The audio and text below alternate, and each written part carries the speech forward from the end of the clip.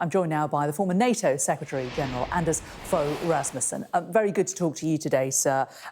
Friedrich Merz there, the man poised to become Germany's next Chancellor, has warned NATO could be finished and Europe must prepare to build an alliance independent from the US. Is he right, do you think?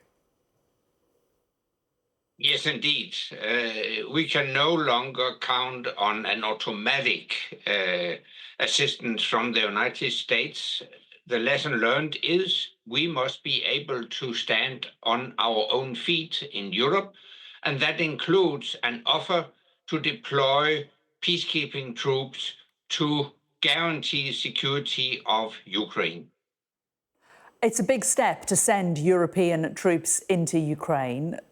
How would that work? How would it work with them not being NATO troops, but being European troops? President Putin, I imagine, would not see the distinction. Well, it could work. We should create a coalition of the willing. It could consist of France, the UK, Germany, Poland, the Baltic states, the Nordics, countries that are willing and capable to do what is needed. Obviously, in an ideal situation, we would need a backup from the United States. For instance, the United States could declare, so that Putin understands it, that if Putin attacks the European troops, the United States would intervene and help the Europeans. I think that would be a strong deterrence. But given the words that we've heard from President Trump since his arrival back in the White House, do you think that that kind of guarantee is very likely? Actually, I don't know. When it comes to Trump, nobody knows. But I think Trump wouldn't like to be portrayed as a loser. He would like to be a winner. And as a businessman, he should know that to get a good deal, a good peace deal, you need to have some leverage. And the way you create leverage is to strengthen the hand of the Ukrainians so that they enter in possible negotiations from a position of strength, and it also requires a strong deterrence. I hope you'll understand that this is the true art of the deal. He does, though, seem to be talking to President Putin instead and suggesting that peace talks can happen without Ukraine being involved. Do you think he's abandoning Europe? No, but I can assure you, no sustainable peace without the involvement of the Ukrainians. That's a fact. But when it comes to Europe, I find it a bit embarrassing that European leaders are begging for a seat at the table. It should be self-evident that Europe is indispensable. And how do you make yourself indispensable? That is by giving or to putting something on the table. And that's why I think Europeans should create a coalition of willing forces that will guarantee security of Ukraine to avoid a new attack in the future from the Russian side.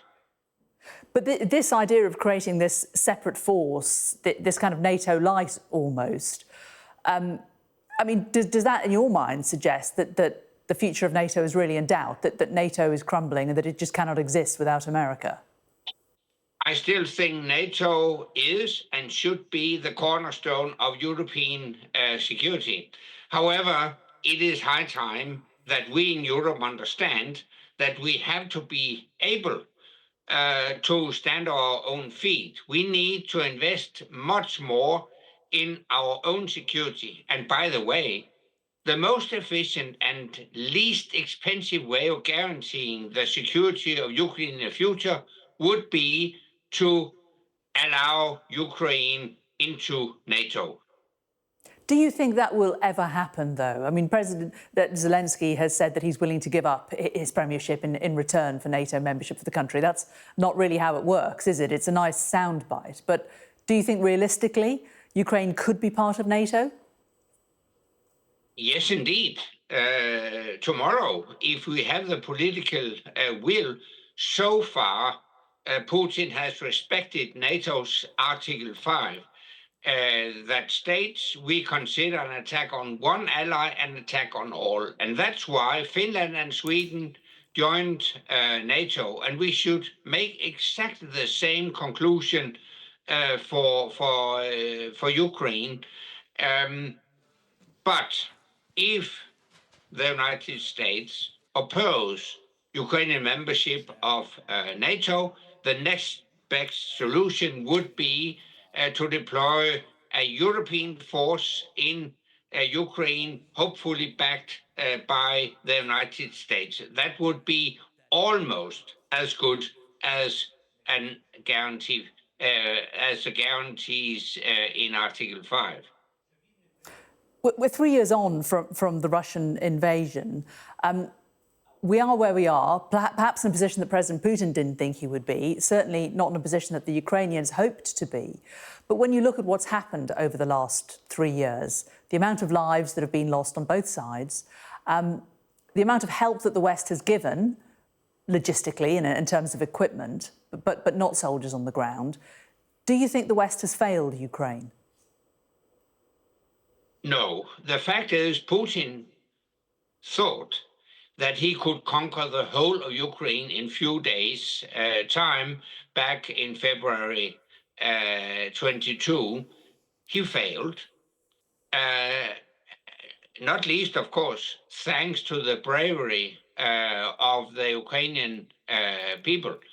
And after that, he was pushed back, not least thanks to military help from the West. So I think the combination of a strong Ukrainian will and strong military and financial help from the West has really been a success. But the fact is here now, the Russians are advancing in Ukraine.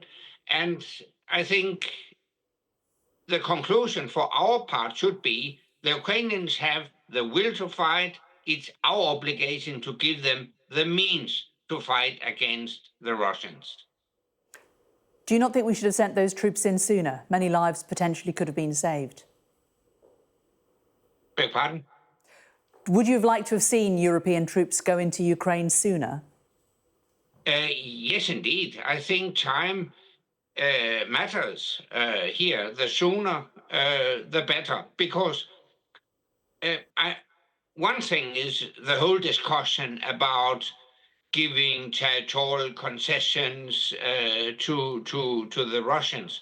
But the most important point for the Ukrainians here and now is future security guarantees. You should also see President Zelensky's offer to give up his presidential post in exchange for Ukrainian membership of NATO as an indication of how important those security guarantees will be for the Ukrainians. So the sooner we can deploy troops to Ukraine, the better. And let me stress, this is not for the Russians to decide. If a sovereign government in Ukraine requests foreign countries to deploy troops on Ukrainian soil, we can do that. It's allowed according to international law. It's not for the Russians to decide. Interesting stuff. Anders Fogh Rasmussen, former NATO General Secretary. Good to talk to you today. Thank you for joining us on Sky.